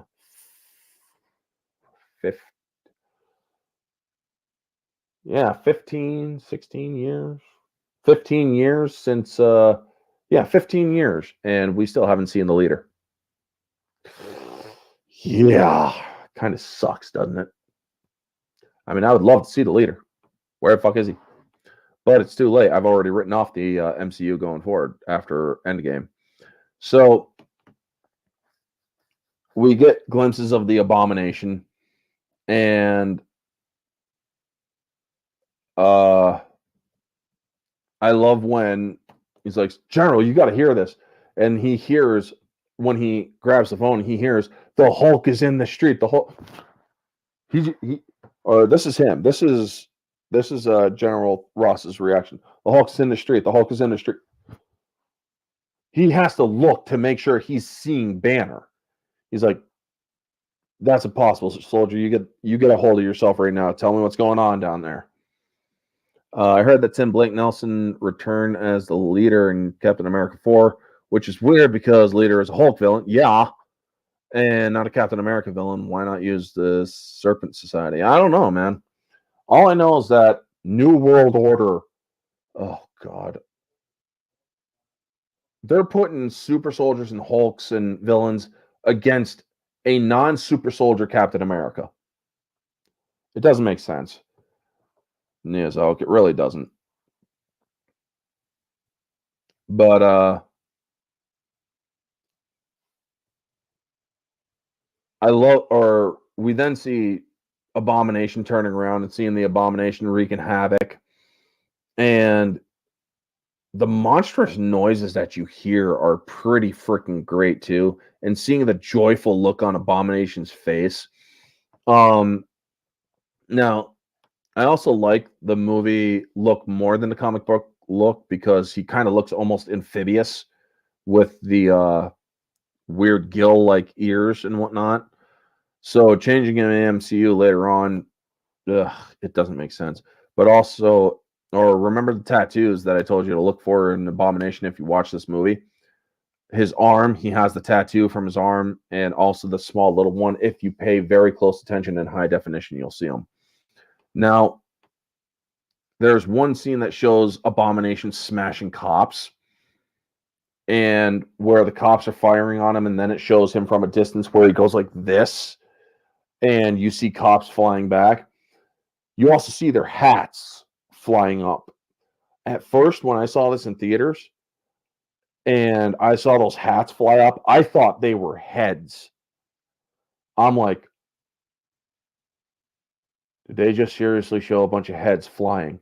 That was freaking awesome. They should never, or they should be renamed to not Captain America New Woke Order. Yeah, right. So, freaking, it's like you think a rifle's gonna hurt that? So they get some Stark rocket launcher, and these guys are like, sweet. You don't know your own fucking ordnance. So it's like, boom, freaking grabs it like this and then shoves it right into his chest. The rocket, dude. It's like, and he just laughs it off, and they're like, okay, yeah. Get this car out of this way, get this car out of this way. They really did a good job with CG in this because it really shows as if that dude is really there, the Abomination. And so he catches up to the vehicle as it's trying to back away off a bad axle. And then you see the crazy cab driver's cab come winding in, and he stops the cab, flips it up, and grabs it, holding it like this, and he says, give me a real fight. So when he goes like this, the cabbie's like this, screaming. That is the same cabbie that was driving Liv Tyler and Bruce Banner, or Betty and Bruce Banner, and stressing them the hell out. It was that very same cabbie. And then he's like, right on them. Sir, what do we do? Sir, what do we do? Bring everything they got and or tell them to bring everything they have and head for Harlem. And he tells them, it has to be me. And Betty's like, what do you mean? You think you can control it? Maybe not control it, but maybe aim it. And what if you can't? Ross is still thinking about this. It's like, and what if you can't? We made this thing. All of us. Please. I'm willing to help you. It's like, come on, man. He's willing to freaking help. Land us near. No, keep us high. Because he needs the stress in order to awaken the Hulk. So I love the reaction to, it's like, open the back door. And so Betty it's like, Bruce, stop. Think about this. You don't even know if you'll change. And he's like, Betty, I got to try, man. Or I got to try. I'm sorry. I got to try. And I love it when he's falling. He's trying to close his eyes, and then he opens them up, and he's like, oh, shit. Realizes it's not working. But once he smashed into the pavement and through the pavement, I knew he started to change, because if it was just human, he would have just landed and just splattered.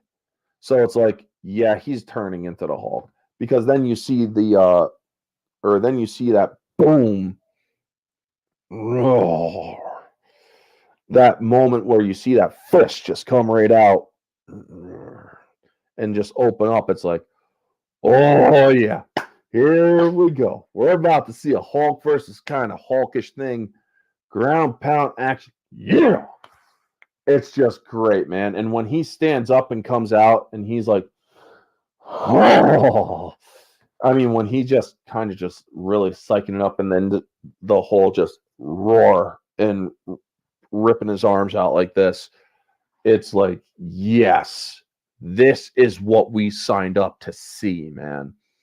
And you see the freaking Abomination just throw some dude, Hulk. Yeah.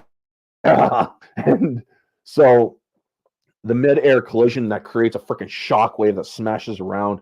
Now, also, I do want to say, or there's this one guy that comes out while the Abomination is wrecking shit before the Hulk fight, where he comes out and he sees the Hulk, or he sees the Abomination when the Abomination throws a car, and it's like this dude's like really weird, like he's like, "Oh my god, I give up life." The way that dude's expression is just looking at the Abomination is like, my life has no meaning. I am dying. I'm about to die. But he reacts when the car doesn't hit him. It's like the look just says it all. I had to make a note on that guy because it just looked like the dude just completely gave up on life as soon as he saw the Abomination. So yeah, the Abomination then starts or smashes into the Hulk and throws the Hulk. And I love how the Hulk actually staggers and stumbles. He's like, oh, whoa.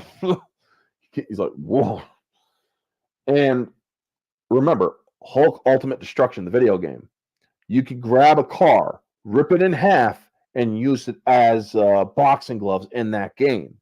He does this in the movie, and I loved it because I had been playing the game that's not connected to the movie, but came out before the movie, and it's like, oh yes, he just freaking did cop gloves. And so when he rips apart that police car, and he's like, and just starts pounding it into freaking Abomination, it's great, man. And that same line after he smashes Abomination with a bare fist, he's like, "If is that all you've got?" And that look, he's like, "Motherfucker, you're not saying that to me again." Well, the Abomination kicks him out. And you got to have stereo surround if to hear a certain thing when he gets up to where he kicked the dude through, and you see that one guy looking at the damage throughout the place, and then he sees Abomination. You actually hear this dude scream like a bitch, man. It's freaking hilarious. And then also the gunship that starts shooting at the Abomination. If you pay close attention, you actually see that those bullets in slow motion, or if you watch it frame by frame, those bullets go through him. It's like, oh, Ross. And then we get the chase on the rooftops. Hulk has to get back up there to chase after him and stop him from taking down the chopper. And we then get to the crash chopper. Now, the final, I know I'm glossing over it, folks, but the final fight is where I want to put my focus, where the Hulk is getting up and he's like, and everybody else. And then Abomination, who was crushed by this damn chopper, is up there, wipes out some blood.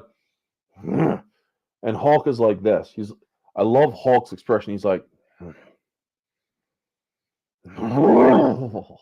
he's like, okay, I'm not done with this asshole yet, so let's build up some rage.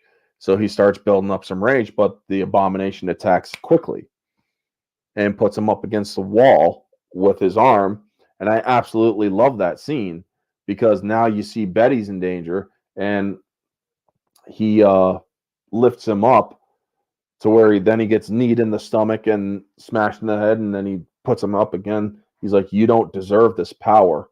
Now watch her die." And he uses his elbow spur to push into Hulk's chest a little bit, which was already an open wound area. And he sees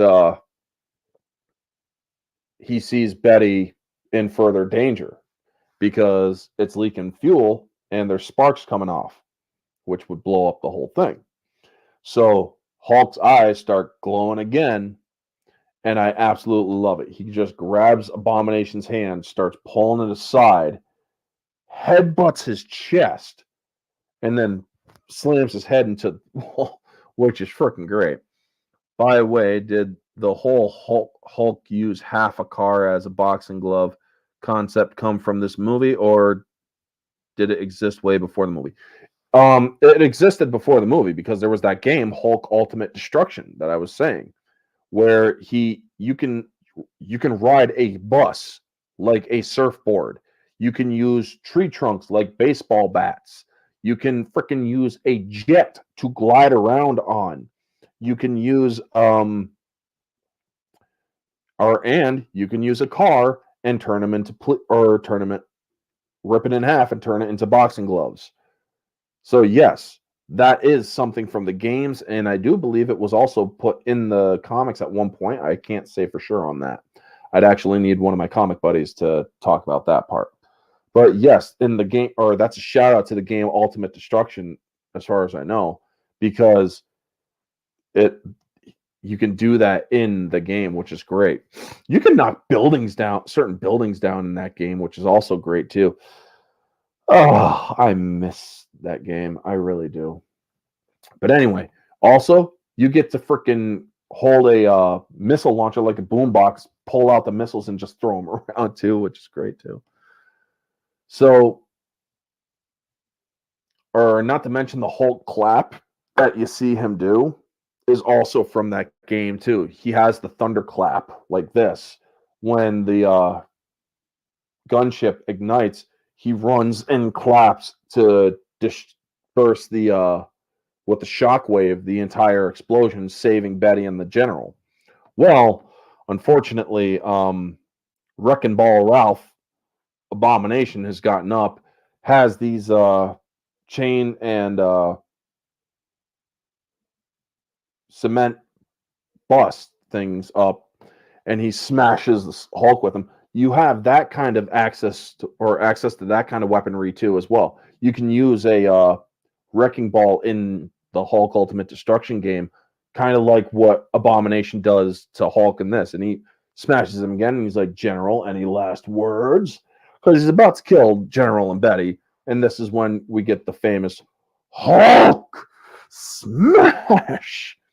I love it. Hulk smash. I mean, it's one of the better things because when he goes up, his arms just, well, I can't really mimic it because I'm not as muscular, but his arms go from like this to this. It's like, it just rides up, which is pretty cool. And then he does the smash, which leads him to start choking out the Abomination. And he's about to kill the Abomination when Betty stops him.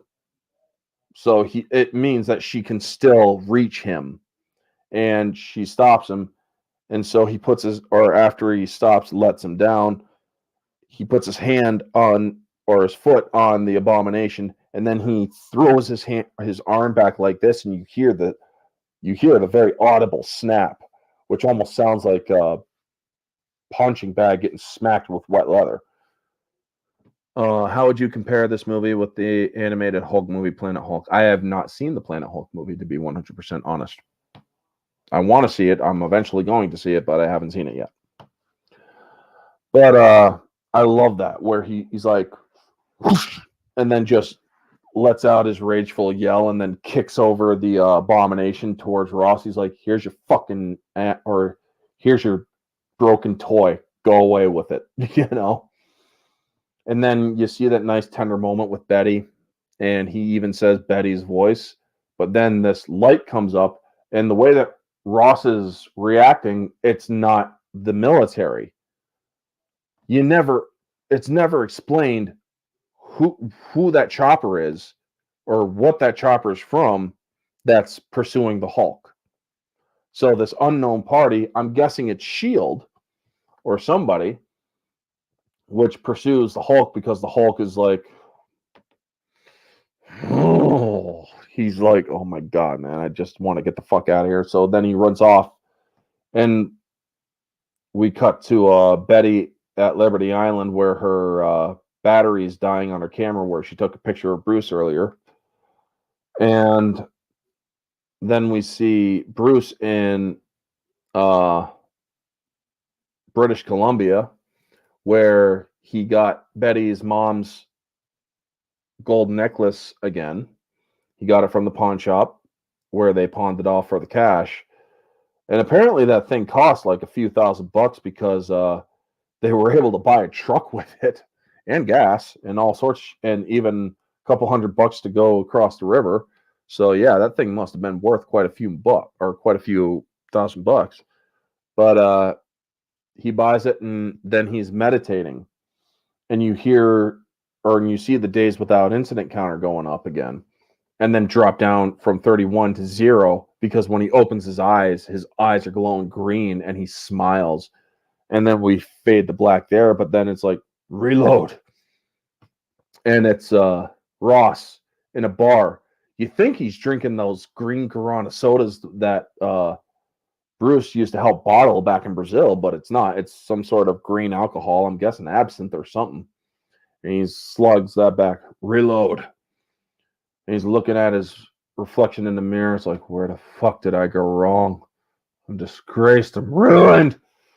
And then in comes Stark, and he's like, "No, the smell of stale beer and defeat. You know, General, that super soldier program was put on ice for a reason. I always found hardware to be more reliable. Stark, you always wear such fine suits. Touche. I hear you have an unusual problem. You should talk. You should listen. What if I told you we were putting a team together?" Who's we?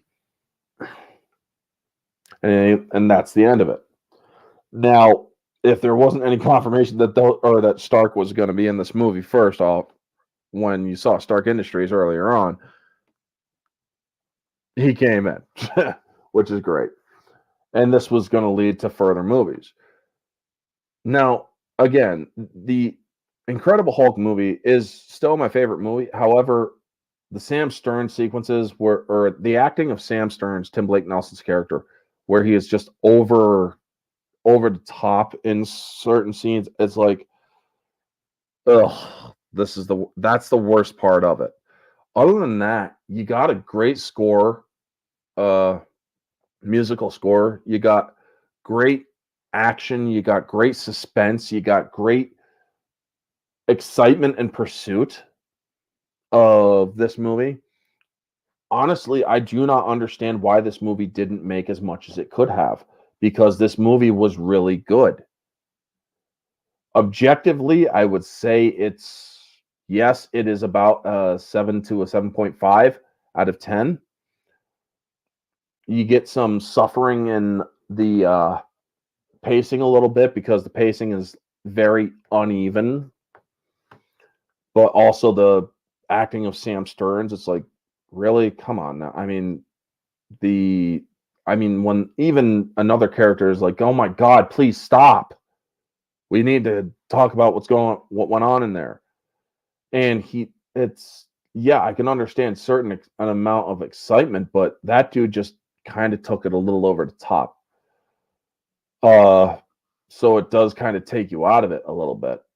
Now, subjectively, the film is a 9 out of 10. I will not be as harsh on certain things as objective standard, because objective, you have to look at it without bias.